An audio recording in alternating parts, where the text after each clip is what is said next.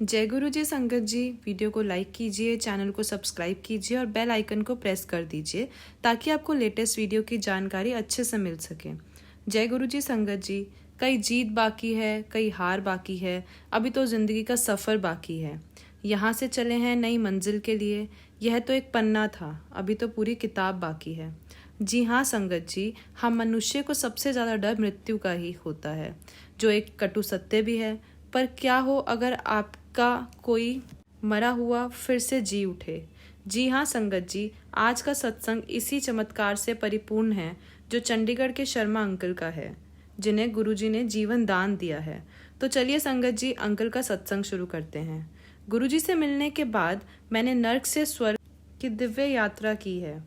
मेरी समस्याएं मेरे विवाह के तुरंत बाद ही प्रारंभ हो गई थी, जब मेरी पत्नी गीता कष्टदायक अस्थमा से रात रात भर सो नहीं पाती थी और घबराई रहती थी, क्योंकि उसकी माँ भी अस्थमा से पीड़ित रहती थी। अतः उसे पता था कि इस रोग की पीड़ा कैसा रूप धारण कर लेती है। और फिर उसके बाद मेरी बेटी तान्या को भी दमा हो गया। पूरा परिवार परेशान रहता था। उनकी औषधियों के लिए बाजार में चक्कर काटता रहता था। उनका आहार बहुत ही संतुलित रहता था, पर वह डबल हो चुके थे और उनके शरीर और मुंह का रंग काला पड़ गया था। फिर हमें गुरुजी के दर्शन का सौभाग्य प्राप्त हुआ। केवल गुरुजी को ही हमारे कष्टदायक जीवन का ज्ञान था। वह असंभव को संभव कर सकते थे। इस प्रकार गुरुजी के मंत्र कल्याण कर देते थे। खाने से और गीता और तान्या दोनों स्वस्थ हो गए। किसी ने मेरे से पूछा कि कल्याण सिर्फ लंगर प्रसाद से और उनके मंत्र से कैसे हो सकता है, कैसे कोई असाध्य रोग इससे मुक्ति पा सकता है। तो वास्तव में हम जैसे पुरुष के लिए तो बिल्कुल भी संभव नहीं है, पर गुरुजी तो स्वयं ईश्वर हैं और ईश्वर वह कर सकते हैं जो सामान्यतः सबके लिए संभव नहीं है। गुरुजी के आशीष सर्वफलदेयी हैं। अपनी पत्नी और पुत्री को स्वास्थ्य देखने के पश्चात मुझे लगा कि मैं स्वर्ग में हूँ। थोड़े दिनों बाद मुझे फिर गुरुजी की संहिता की आवश्यकता पड़ी। 5 अगस्त 2004 की रात्रि को मेरी छाती में पीड़ा होने लगी। डॉक्टर के पास जाने पर उन्होंने प्राइमरी ट्रीटमेंट देकर मुझे घर लौटा दिया और पूर्ण विश्राम करने को कहा। प्रातःकाल उठने के आधे घंटे बाद मुझे पुनः दर्द शुरू हो गया। उसके साथ ही बाई भुजा में भी पीड़ा होने लगी। सब लक्षण हार्ट अटैक के थे। डॉक्टर ने फिर प्राइमरी ट्रीटमेंट देकर मुझे लुधियाना के हीरो हार्ट सेंटर के एक हॉस्पिटल में जाने के लिए बोल दिया। मैंने अपनी मित्र से मुझे गुरुजी के पास ले जाने की विनती की। अगले दिन 6 अगस्त को उन्होंने मुझे गुरुजी का स्वरूप दिया। मेरी वेदना तुरंत समाप्त हो गई। 7 अगस्त को डॉक्टर के टेस्ट करने पर देखा तो मेरे हृदय में 2 धमनियां बंद थी और उनका शल्य चिकित्सा भी की गई। इस दिन शाम को मेरा हृदय गति रुक गई। मुझे मृत घोषित कर दिया गया। हालांकि डॉक्टर की इस घोषणा के बाद मुझे पुनः चेतना आ गई। मुझे ज्ञान नहीं है कितना समय बीत गया, लेकिन डॉक्टर को झटका तब लगा जब मैंने उनको मेरा नाम और पेट में संबंधित प्रश्नों के भी उत्तर दिए। यह देखकर कि मैं उनके प्रश्नों का उत्तर दे रहा हूँ, वह मुझे तुरंत ऑपरेशन थिएटर में ले गए। उन्होंने स्वीकार किया कि मैंने उन्हें अत्यंत भयभीत कर दिया था। मुझे पता है कि मैं आज गुरुजी के कारण ही जीवित हूँ।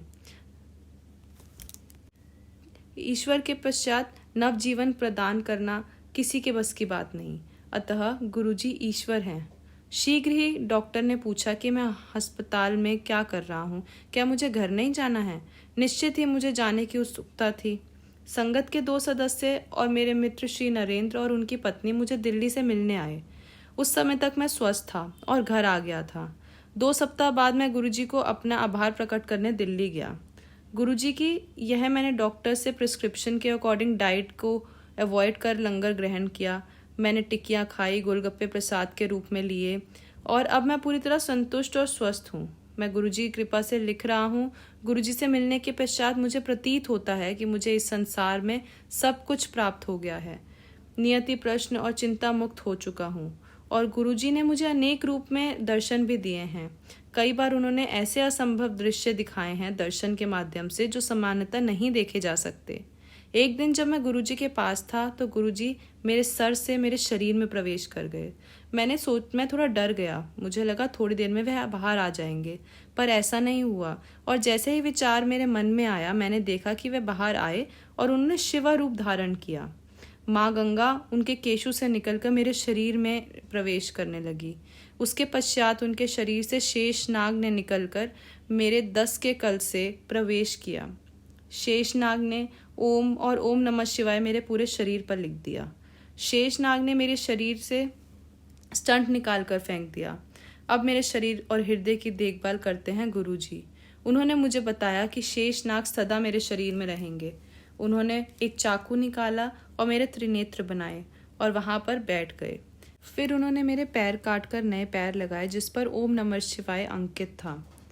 उन्होंने बोला यहाँ पर अब सब ठीक रहेगा। फिर उन्होंने मेरी आंखें निकालकर वहां पर मयूर पंख से ओम लिखा और कहा कि यह केवल अच्छा देखेंगे, बड़ा नहीं। गुरुजी सदा मेरे साथ रहते हैं। हम अपने परिवार के सदस्य और मित्रों को तो छोड़ सकते हैं, पर गुरुजी हमारे साथ हर पल रहते हैं। वे हमारी समस्त चिंताएं दूर कर हमें आनंद प्रदान करते हैं। गुरुजी इस जीवन में मेरे सब कुछ हैं, मेरे पिता, माता, मित्र। मैं उनके बिना नहीं रह सकता। मैं स्वयं अपने आप को भी, अपने बच्चों को उनके चरणों में समर्पित करता हूँ।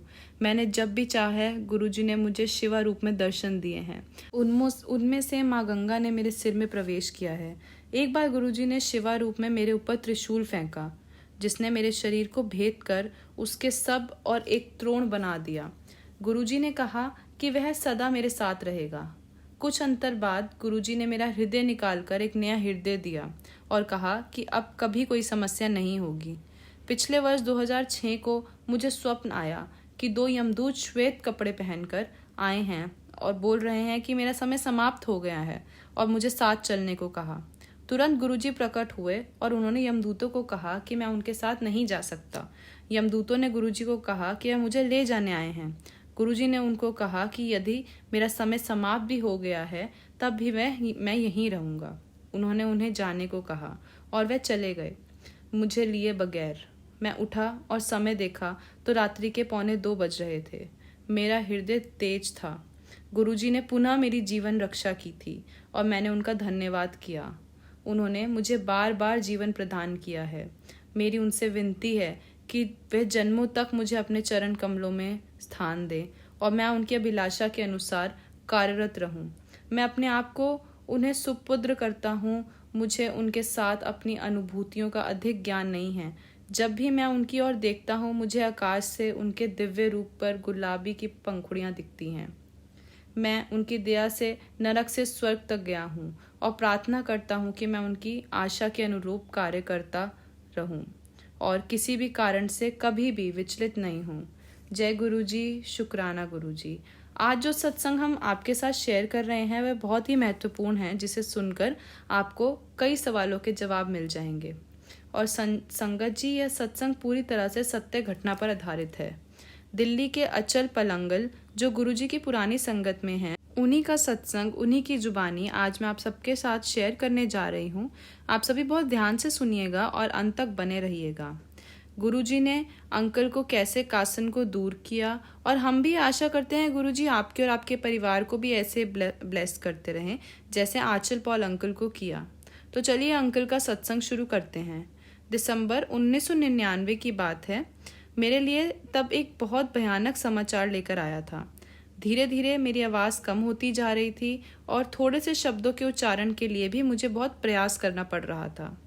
मैं गला विशेषज्ञ से मिलने गया तो मुझे पता लगा कि शायद दिल्ली की ठंड और धुंध से बहुत ज़्यादा प्रतिकूल हो गया है। लेकिन विस्तृत जांच पड़ताल करने के बाद जो डर था वही हुआ। सर्जरी के परामर्श दिया गया जो सर गंगाराम चिकित्सालय में कराई गई। मेरी बायोप्सी का परिणाम आ गया और जो आशंका थी वह पूरी हो गई। अर्थात मेरे गलों में जो सूजन थी वह पूरे तरीके से असाध्य और एक प्राण घातक रोग बन चुकी थी। जब मेरी आवाज़ विकृत होने लगी, मैं ठीक से बोल भी नहीं पा रहा था। उसके मात्र 2 महीने बाद मैं जिस नर्क में पहुंच गया था इसका कारण मैं समझ भी नहीं सकता था, क्योंकि संगत जी, ना मैंने कभी सिगरेट पी, ना कभी ड्रिंक की, ना कभी तंबाकू पान किया, किसी का भी सेवन नहीं करता था। पर आप तो जानते ही हैं, सबसे बड़ा पालक ईश्वर है। अपनी सर्जरी क्रिया के बाद 3 सप्ताह का मुझे बेड रेस्ट मिला, जिसमें मुझे कुछ भी बोलने की मनाही थी। और उस पूरे पीरियड में मैं गुरुजी की शरण में रहा। मैं और मेरी पत्नी, हम दोनों गुरुजी के पास मेरी बहुत ही बुरी दुर्दशा की अवस्था में पहुंचे थे किंतु उससे पहले एक और परीक्षा देनी थी। हॉस्पिटल में आने के बाद 5वें दिन मुझ में से गुरुजी के पास जाने की अटूट जागृति हुई। मन ही मन मैंने ये बात ठान ली थी कि अब सिर्फ एक ही स्थान है जो गुरुजी का मंदिर है, परंतु समस्त घर वालों ने मुझे वहां जाने के लिए मना कर दिया क्योंकि उस दिन बहुत तेज बारिश हो रही थी। मैंने मन ही अंदर ही अंदर पक्का कर लिया था कि मैं जाऊंगा। मैंने मन में ठान लिया था कि अगर मैं जाऊंगा तो गुरुजी के पास जाऊंगा। एम्पायर एस्टेट से गुरुजी के स्थान तक चलते हुए मुझे एक अद्भुत सुख की प्राप्ति हुई जिसको मैं अपने शब्दों में बता भी नहीं सकता। गुरुजी अपने रंगीन लंबे लबादे में अपने स्थान पर बैठे थे। हमारा परिचय करवाकर हमें कालीन पर बैठने का आग्रह किया। गुरबाणी के पवित्र शब्द वातावरण में रस घोल रहे थे और उसे और मधुमय बना रहे थे। एक स्नेह में किंतु ओजस्वी ऊर्जा पूरे कमरे में फैली हुई थी, ठीक वैसे जैसे सुबह के समय सूरज का प्रकाश फैलता है। कुछ समय बाद चाय प्रसाद वितरित हुआ। उसके एकदम बाद गुरुजी ने हमें बुलाया और मेरी पत्नी, जो कि बहुत घबराई हुई थी, उसे बुलाया और कहा, तेरे हस्बैंड नू 50% ठीक कर देता, जा टेस्ट करा ले। उस समय विश्वास करना बिल्कुल सही नहीं था कि वह असाध्य रोग मेरा कैसे ठीक हो जाएगा, लेकिन हमने गुरुजी की सलाह मानी। बायोप्सी की शेष कर स्लाइड हमने 2 एम्स में दी और 2 मुंबई स्थित टाटा संस्थान में भेजी। 1 सप्ताह के बाद रिजल्ट आया और हमें पुनः एम्पायर एस्टेट बुलाया गया। हमारे प्रवेश करते ही गुरुजी मुस्कुराए और बोले, क्यों डॉक्टर कंफ्यूज हो गया ना? हाँ संगत जी, यह सच था। दोनों संस्थाओं में आए रिजल्ट ने मुझे स्वस्थ घोषित कर दिया था। मेरे जीवन में चमत्कार हो चुका था। उसके बावजूद भी डॉक्टर ने मुझे अपना उपचार पूरा करने के लिए कहा था, पर मैंने मन ही मन निश्चय कर लिया था कि अब कोई भी उपचार गुरुजी के कथा अनुसार ही होगा।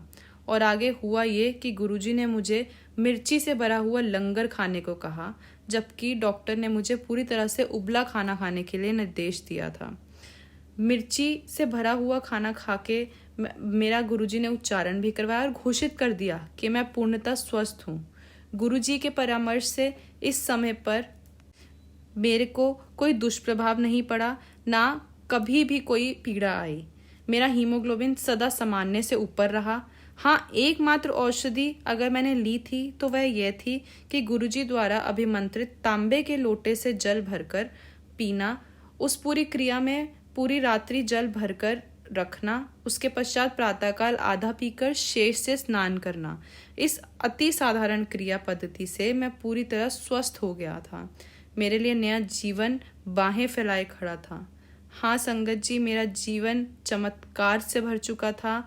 यह बात को सिद्ध करने के लिए मेरी 2 बेटियां और पत्नी हैं। मैं धन्य हूँ गुरुजी जो आप मेरे जीवन में आए। जय जय गुरुजी, धन धन गुरुजी, जय जय गुरुजी, शुक्राना गुरुजी।